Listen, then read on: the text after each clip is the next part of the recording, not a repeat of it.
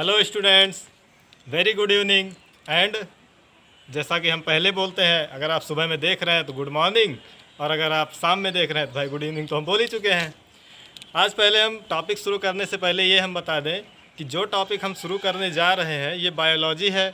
Biology जो है सिर्फ स्कूली छात्रों के लिए ज़रूरी नहीं है, कंपटीशन में भी इससे बहुत ज़्यादा क्वेश्चन पूछे जाते हैं। अगर साइंस स्ट्रीम से क्वेश्चन पूछता है तो कम से कम 5 नंबर 6 नंबर ऐसे जो है इतने नंबर के क्वेश्चन पूछे जाते हैं।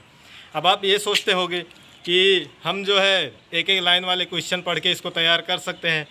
ज़रूर आप तैयार कर सकते हैं, लेकिन जब तक आपको कॉन्सेप्ट समझ में नहीं आएगा, आप उसकी गहराई को नहीं समझेंगे, तब तक वो आपको याद नहीं होगा। सब लोग कहते हैं बायोलॉजी रटने वाली विषय है, लेकिन आप रट के जो है बायो को पास नहीं कर सकते। इसीलिए इस वीडियो को जो है सिर्फ स्कूली छात्र ही नहीं, कंपटीशन वाले बच्चों को भी देखना चाहिए। और अगर आप किसी कंपटीशन की तैयारी कर रहे हैं तो आप इसको ध्यान से देखिए और अपने हिसाब से जो है क्वेश्चन बनाते चलिए। और लास्ट में जो है हम टॉपिक से संबंधित जो क्वेश्चन कंपटीशन में पूछे जा सकते हैं, जो स्कूल में पूछे जा सकते हैं, उन क्वेश्चंस को भी हम बता देंगे। तो चलिए शुरू करते हैं। मेरा नाम है विपिन कुमार और ये है आपका प्यारा चैनल, आपका अपना चैनल बायोलॉजी सर। तो आज का टॉपिक हम बताएंगे कि जीव क्या होते हैं, सजीव निर्जीव किसे कहते हैं, और इनसे संबंधित कुछ टॉपिक्स पे आज हम डिस्कस करेंगे। हाँ, तो आपको ये भी ध्यान होगा कि पिछले वीडियो में हमने क्या बताया था, साइंस के सभी पार्ट्स के बारे में बताया था, उसके भागों के बारे में बताया था, किसके जनक कौन है, इन सबको बताया था। आप अगर उस वीडियो को नहीं देखे हैं या फिर अगर आप हमारे चैनल पर नए हैं तो चैनल को सब्सक्राइब कर लीजिए। अगर वीडियो आपको पसंद आए तो लाइक कीजिए, शेयर कीजिए। आज जो है हम उसी टॉपिक से आगे बढ़ेंगे। जैसा कि हमने पहले ही बताया था कि हमारे इस चैनल पे बायोलॉजी और इंग्लिश 2 सब्जेक्ट मिलेंगे। तो बायोलॉजी आज हम स्टार्ट कर रहे हैं। और बायोलॉजी आपको पहले ही बता दें कि जीव विज्ञान क्या होता है, पहले बता चुके हैं। आज हम फिर से एक बार बता दे रहे हैं कि जीव विज्ञान किसे कहते हैं, बायोलॉजी आखिर होता क्या है। तो हमने पहले बताया था कि बायोलॉजी एक ग्रीक वर्ड है। क्या है? ग्रीक वर्ड, जहाँ बायोस मीन्स होता है लाइफ एंड लॉगस मीन्स होता है स्टडी। अगर आप इससे देखेंगे, नाम से ही केवल देखिए तो इसकी परिभाषा स्पष्ट हो जाती है। लाइफ मीन्स होता है जीवन और स्टडी मीन्स होता है अध्ययन करना। तो जीव विज्ञान, विज्ञान की वह शाखा जिसके अंतर्गत जीवों का अध्ययन किया जाता है, वही क्या कहलाता है? जीव विज्ञान कहलाता है। अब जीव की बात यहाँ पे पेड़ पौधे भी आ जाते हैं और जंतु भी आ जाते हैं। तो पेड़ पौधों जंतु के बारे में जानने से पहले हम ये जानेंगे कि सजीव और निर्जीव किसे कहते हैं, सजीव और निर्जीव होता क्या है। तो सबसे पहले आज हम बात करेंगे कि सजीव और निर्जीव में क्या अंतर है। अगर आप नोट्स बना रहे हैं, हम तो यही रिकमेंड करेंगे कि आप नोट्स बनाइए। तो अगर आप नोट्स बना रहे हैं तो सबसे पहले आप हेडिंग डालिए कि सजीव और निर्जीव किसे कहते हैं, या सजीव और निर्जीव में क्या अंतर होता है। तो सबसे पहले हम बात करेंगे सजीव की। हेडिंग लगाइए सजीव। तो पहले आप जान लीजिए, फिर आप नोट कर लीजिएगा। देखिए सजीव किसे कहते हैं। सबसे पहली चीज़, सजीव वे होते हैं जो सभी जैव क्रियाओं को करते हैं, या ऐसे जीव जो सभी जैविक क्रियाओं को संपन्न करते हैं, जिनके शरीर में जैविक क्रियाएं होती हैं, वही सजीव कहलाते हैं। हाँ, तो बच्चों सबसे पहले हमने बताया क्या कि ऐसे जीव जिनके अंदर जैविक क्रियाएं संपन्न होती हैं, वही क्या कहलाते हैं? सजीव कहलाते हैं। अब आपके मन में ख्याल आया होगा कि जैविक क्रियाएं क्या होती हैं। तो बच्चों, स्टूडेंट्स जो भी हैं,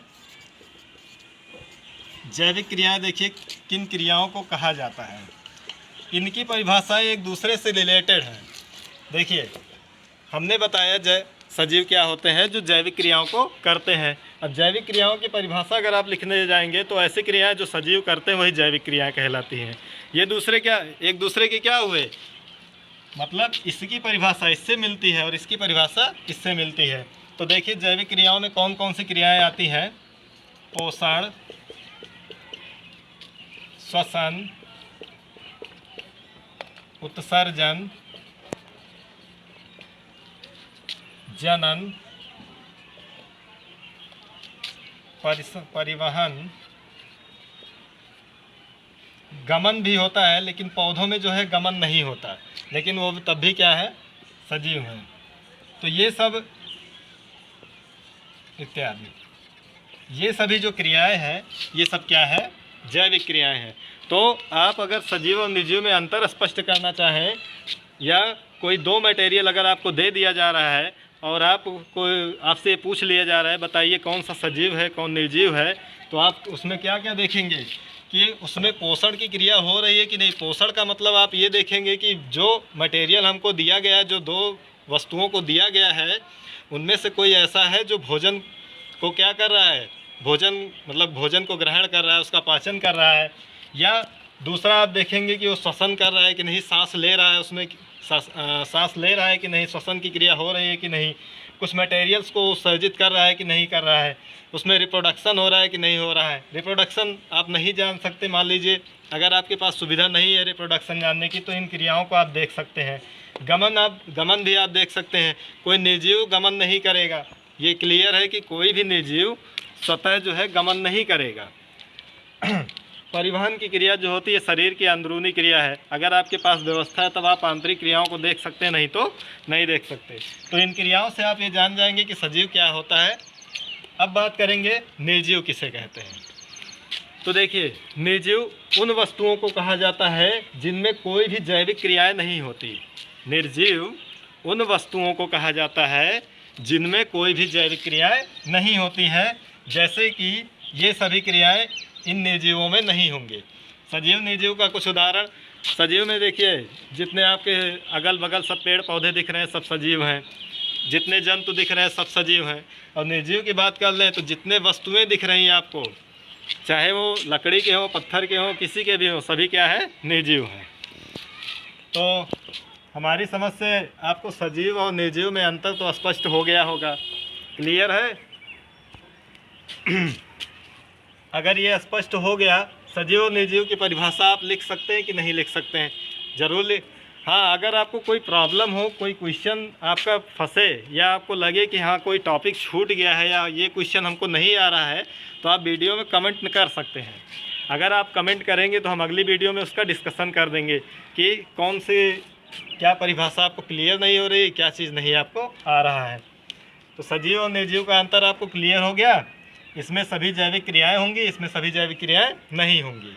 अब हम बात करेंगे सबसे बेसिक चीज़ जीव विज्ञान की, जंतु और पादप।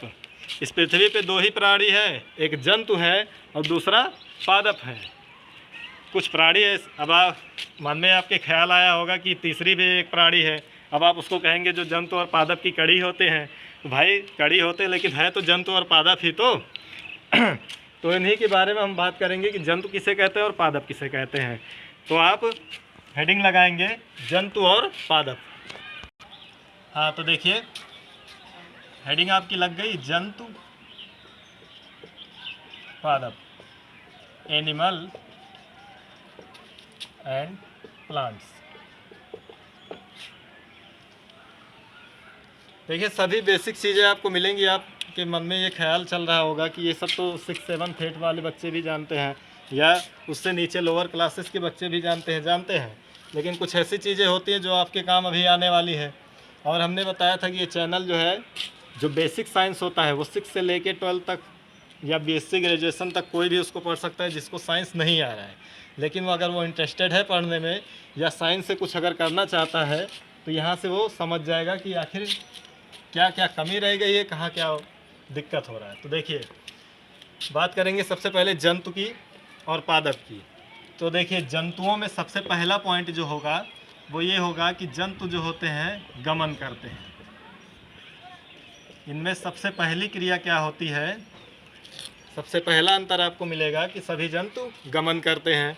और दूसरा, पादपों में जो है एक क्रिया मिलेगी कि ये गमन नहीं करते, इनमें गमन नहीं होता है। ठीक है, देखिए गमन का मतलब होता है चलना, एक स्थान से दूसरे स्थान पे जाना। गमन का मतलब एक स्थान से दूसरे स्थान पे जाना। यहाँ पे हम एक अपवाद देते हैं, युगलीना।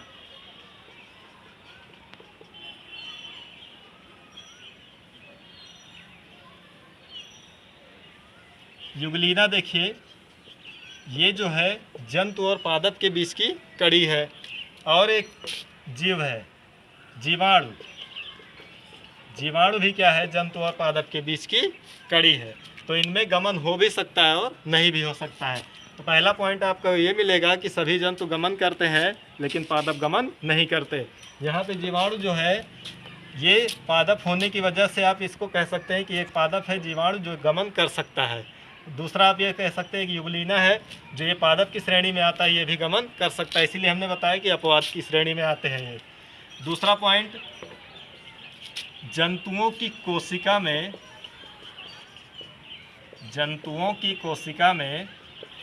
कोशिका भित्ति नहीं होती है। कोशिका भित्ति नहीं होती है। कोई भी जंतु होगा उसकी कोशिका में कोशिका भित्ति नहीं पाई जाती, जबकि पादपों की कोशिका में, पादप की कोशिका में कोशिका भित्ति पाई जाती है। कोशिका भित्ति पाई जाती है। क्लियर? इनकी कोशिका में, ये सबसे बड़ा लक्षण है जंतु और पादप का कि जंतुओं की कोशिका में कोशिका भित्ति नहीं होती और पादप की कोशिका में कोशिका भित्ति पाई जाती है। अगला पॉइंट देखेंगे कि इनकी कोशिका में रिक्तिका नहीं पाई जाती। इनकी कोशिका में रिक्तिका नहीं पाई जाती है। आपके मन में क्वेश्चंस आ रहे होंगे कि कोशिका भित्ति क्या होती है, रिक्तिका क्या होती है, ये सब क्वेश्चंस आपको आ रहे होंगे। क्यों? क्योंकि हो सकता है कुछ बच्चे जो हैं पहले बार जंतु और पादप का अंतर और कोशिका के बारे में पढ़ रहे हों, तो ये सब, इन सब का डिस्कशन हम आगे आने वाली वीडियो में करेंगे। वैसे बता दें कि कोशिका भित्ति, रिक्तिका, ये सब कोशिकांग है, ये सब कोशिकाओं के भाग हैं। ठीक है, आगे आने वाली वीडियो में हम सबके बारे में बताएंगे, लेकिन आप इसको ध्यान में रखते चलिए। इनमें रिक्तिका नहीं पाई जाती और इनमें बड़ी रिक्तिका पाई जाती है। रिक्तिका पाई जाती है। तो ये अंतर होता है जंतु और पादप के बीच। पहला कि इनमें गमन नहीं होता। दूसरा, इनकी कोशिका, जंतुओं की कोशिका में कोशिका भित्ति नहीं पाई जाती और पादपों की कोशिका में कोशिका भित्ति पाई जाती है। जंतुओं में रिक्तिका नहीं पाई जाती और पादपों में रिक्तिका पाई जाती है। क्लियर?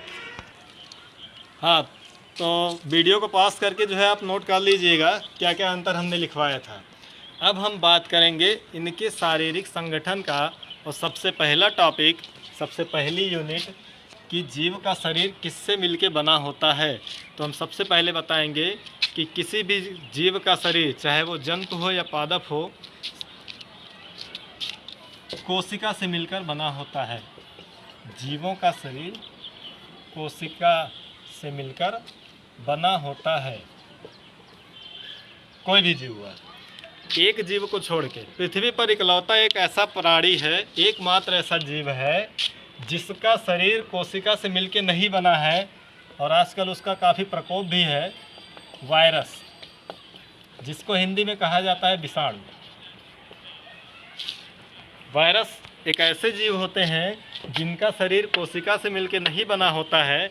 बाकी इस पृथ्वी पे जितने जीव पाए जाते हैं सबका शरीर कोशिका से मिलके बना होता है। वायरस के बारे में हम पूरा कंप्लीट डिस्कशन करेंगे आगे चल के, उस पर पूरा एक वीडियो बनेगा और थोड़ा काफ़ी लंबा भी बन सकता है वीडियो, क्योंकि वायरस एक जटिल जीव है। अगर आप अच्छे से समझेंगे तो आपको अच्छे से समझ में आ भी जाएगा। फिलहाल पहले आप समझिए कि कोशिका क्या होती है और क्यों इसके बारे में पढ़ा जाता है। तो देखिए, कोशिका की सिंपल डिफिनीशन जो है कि कोशिका जीवन की संरचनात्मक एवं क्रियात्मक इकाई होती है। क्रियात्मक इकाई होती है। कोशिका जीवन की संरचनात्मक एवं क्रियात्मक इकाई होती है। ठीक, cell is the structural and functional unit of life. ठीक, अब आपके मन में क्वेश्चन आ रहा हो या ना आ रहा हो, लेकिन हम बता दें कि ये परिभाषा तो बहुत छोटी है, लेकिन इसमें दो वर्ड ऐसे आए हैं, एक तो संरचनात्मक स्ट्रक्चरल और दूसरा है क्रियात्मक फंक्शनल। ये परिभाषा में कहा जाता है कि ये जीवन की संरचनात्मक और क्रियात्मक इकाई है। अगर आपसे कोई पूछ ले कि कैसे आप कह सकते हैं कि कोशिका जीवन की संरचनात्मक इकाई है, तो देखिए सबसे पहले आप जानिए कि अगर कोशिका नहीं होती तो किसी भी जीव का शरीर नहीं बनता। क्यों देखिए, कोशिकाओं से मिलके ऊतक का निर्माण होता है, ऊतक। ठीक है, इनका जब समूह बनता है, सेम कोशिकाएं होनी चाहिए समूह के लिए, ऐसा नहीं है कि डिफरेंट प्रकार की कोशिकाएं हैं और समूह बना ले तो ऊतक बन जाएगा। जी नहीं, कोशिकाओं का जब समूह बनेगा और समान प्रकार की कोशिकाएं, तब वो बनते हैं ऊतक। और जब ऊतक का अपना समूह बनाता है तब बनता है अंग, और जब अंग अपना समूह बनाता है, अंगों का समूह बनता है, तब वो बनता है अंग तंत्र, और इसी को कहा जाता है शरीर।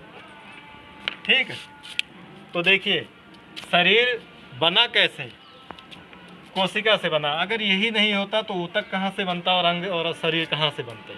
ठीक, तो इसीलिए कहा जाता है कि कोशिका किसी जीव की संरचनात्मक इकाई है। अब क्रियात्मक इकाई इसलिए कहा जाता है क्योंकि इनके अंदर जो क्रियाएं संपन्न होती हैं उसी के बेस पे जीवन चलता है।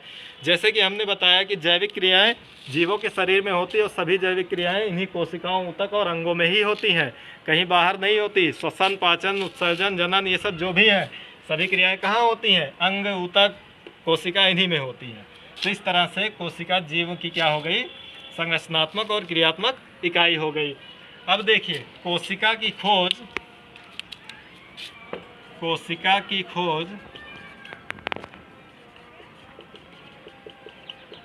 सन 1665 में रॉबर्ट हुक ने किया था।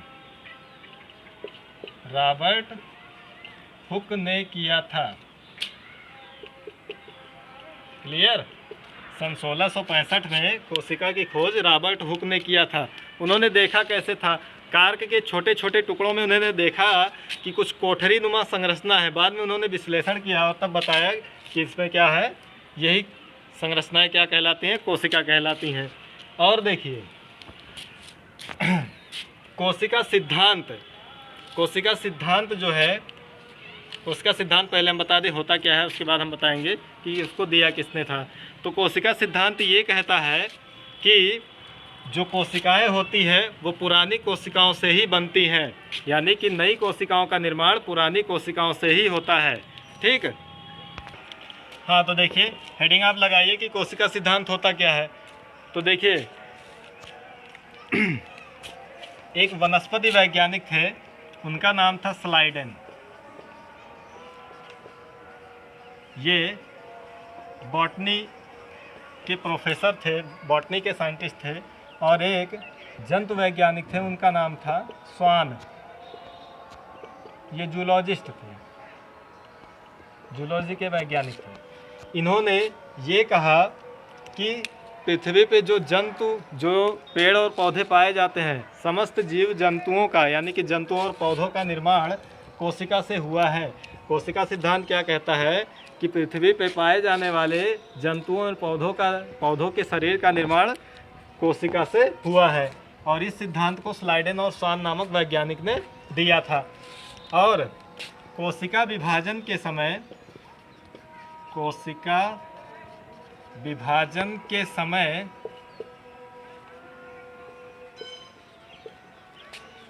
नई कोशिकाओं की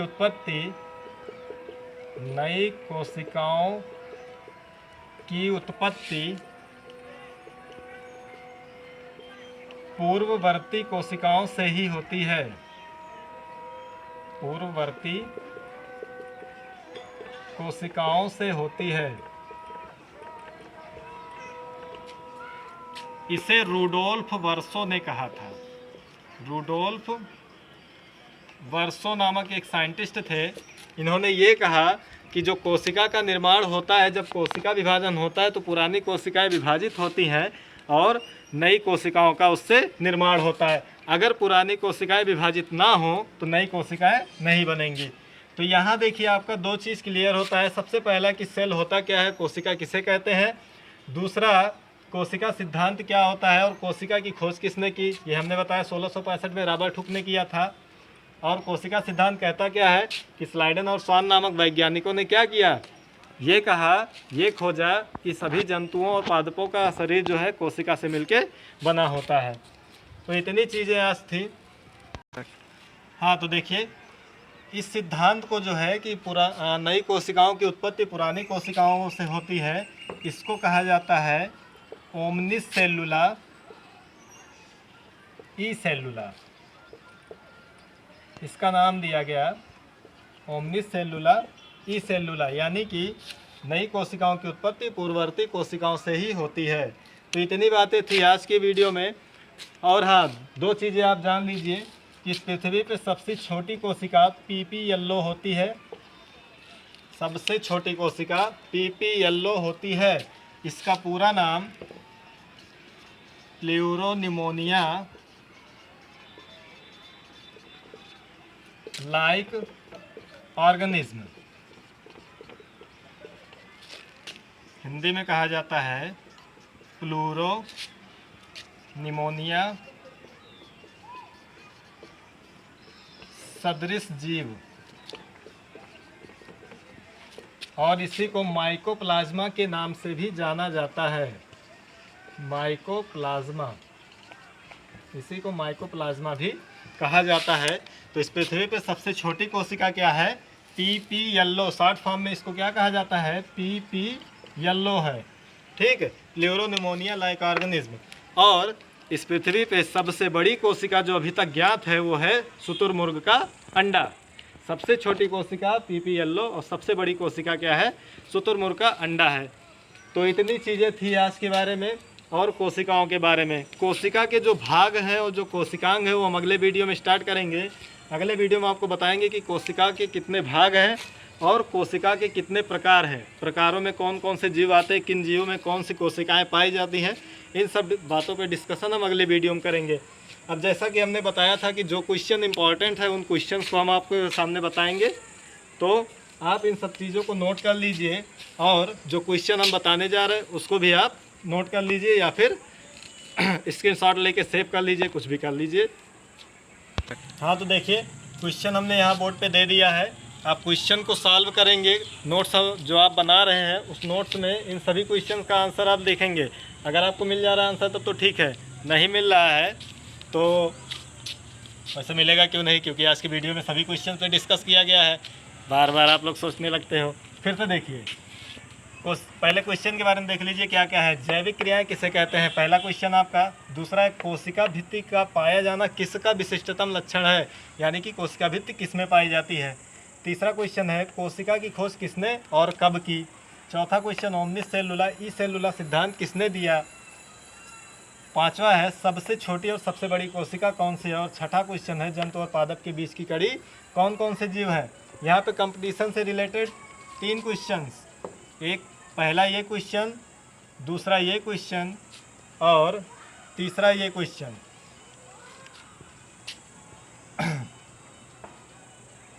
और इससे ज़्यादा सब ये क्वेश्चन जो है कंपटीशन में बहुत ज़्यादा पूछे जाते हैं। तो इन क्वेश्चंस को आप सॉल्व कर लीजिएगा।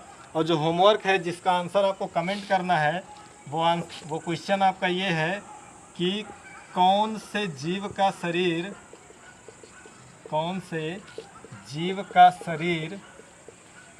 कोशिका से नहीं बना है। आई रिपीट, कौन से जीव का शरीर कोशिका से नहीं बना है। इस पृथ्वी पे ऐसा कौन सा जीव है जिसका शरीर कोशिका से नहीं बना है। तो ये था आज का हमारा वीडियो।